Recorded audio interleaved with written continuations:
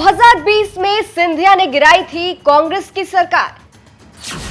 अब बिखरने की आ गई नौबत। धोखा देने वाले सिंधिया अब पछताने वाले हैं।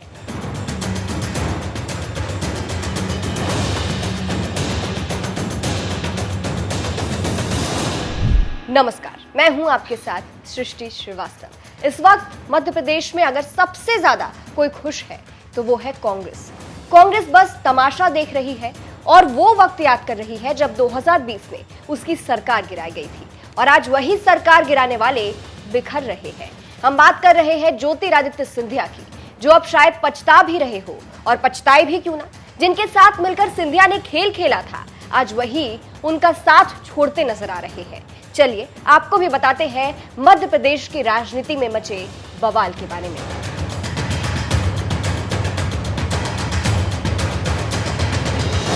मध्य प्रदेश में विधानसभा चुनाव होने में बस कुछ वक्त रह गया है। ऐसे में लिस्ट भी जारी की जा रही है, लेकिन इसी बीच बीजेपी की एक लिस्ट ने बवाल मचा दिया है। बीती रात भाजपा द्वारा घोषित की अपने प्रत्याशियों की सूची को लेकर विवाद थमने का नाम नहीं ले रहा है और यह बवाल मचा रखा है सिंधिया समर्थकों ने। सिंधिया समर्थकों ने मचाया बवाल। अभी बीजेपी की लिस्ट जो जारी हुई है उसके बाद से बवाल मचा हुआ है। सिंधिया के कुछ समर्थकों का टिकट कटा है, जिसको लेकर बवाल मचा है। पूरा मामला समझिए।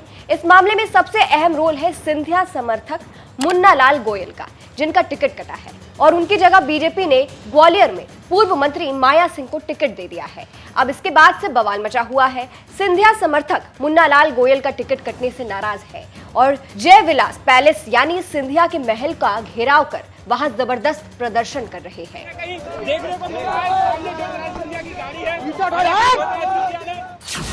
अपने समर्थकों से ही घिरे सिंधिया।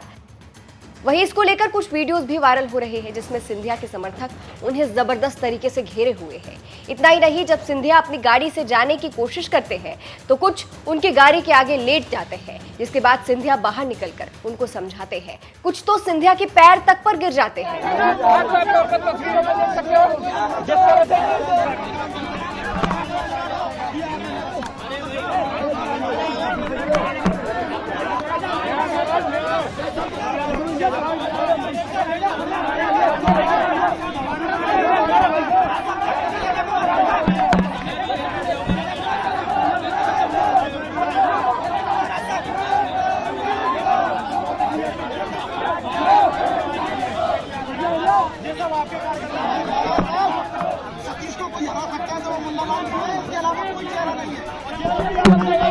आप मुझे कुछ कर रहे हो और या तो मैं भी यही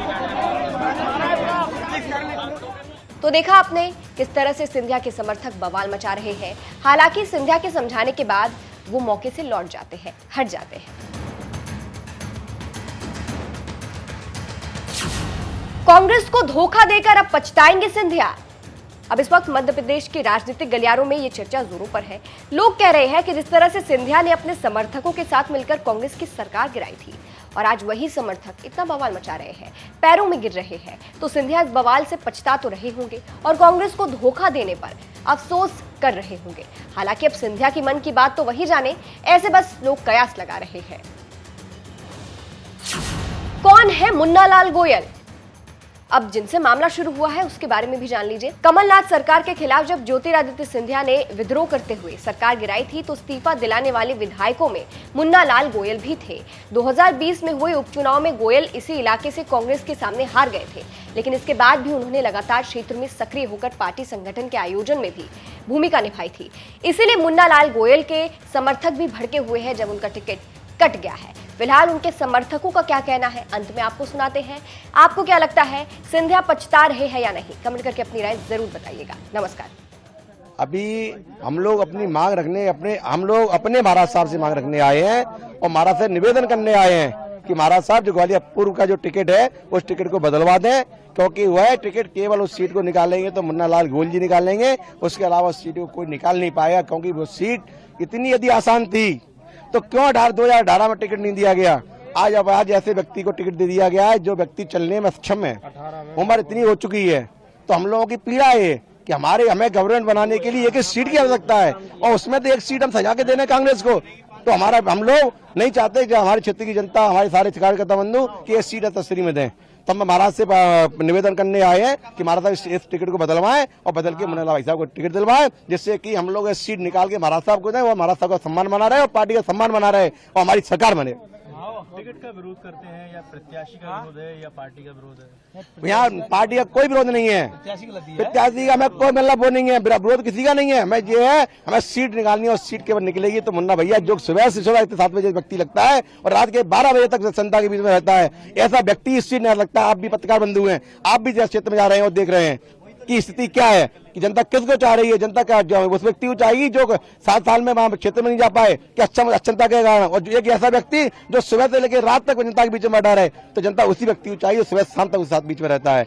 तो इसलिए हमारा निवेदन हमारा साहब करने आया, हमारा सब पार्टी से निवेदन करेंगे कि इस टिकट बदल के मुन्ना भैया को टिकट दिया जाए। क्या लगता है माया सिंह का जो टिकट हुआ है वो आप लोगों के लिए सही नहीं है?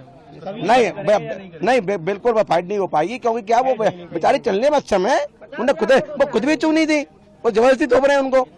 भाई आखिरकार ऐसे क्यों, ऐसा आखिरकार ऐसा क्या मतलब कौन सा गलत लगाया है, कौन सा मतलब वो किया है कि जिससे कि सर्वे किया है जो कि कल बिल्लू बात न्यूज पे भी आया कि माया सिंह जी ने मना किया, तो काय को तस्तरी में दे रहे हैं उनको पहले वो खुद का मैंने नहीं है, वो हमारी बुजुर्ग आदरणीय है वो, ठीक। लेकिन अब जो ऐसे बुजुर्गों बेचारों को तुम टिकट दे दोगे चलने में अच्छा में, तो कैसे सीट निकल जाएगी, लोगों के बीच में जाना पड़ेगा, लोगों से निवेदन करना पड़ेगा। अगर टिकट नहीं बदलता है तो आपके आगे की क्या रूपरेखा रहेगी? भाई पहले महाराज साहब से बात हो जाए, बाकी बाद हम लोग बैठेंगे, बैठ के फिर अपन निर्णय लेंगे, सामूहिक निर्णय लेंगे।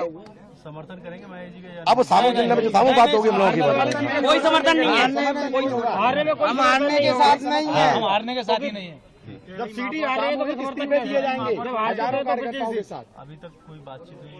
नहीं अभी तक नहीं, हमारा साहब आने वाले, थोड़ी देर बाद तो हम लोग बातचीत करेंगे, उसके बाद बैठ के हम लोग निर्णय लेंगे।